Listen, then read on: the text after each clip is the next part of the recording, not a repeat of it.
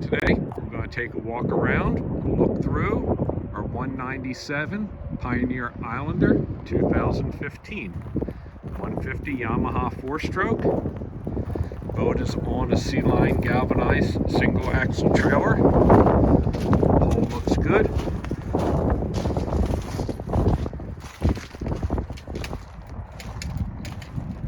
Has a T-top.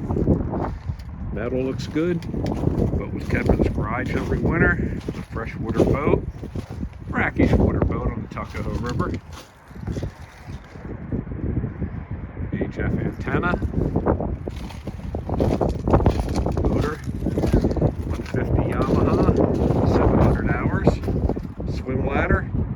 We'll go inside. We'll take a look. As we come up inside, we'll see there's an aft seat. It folds up. There's cushions that come around. Make a full seat in the back. Spot for a core under the leaning post. Metal is very nice. T-top with a box. Jackets, lights. 5-rod rocket launcher. Lowrance GPS. Icom radio. Jensen stereo. Tilt wheel with a knob. Gauges. There is a head. Potty.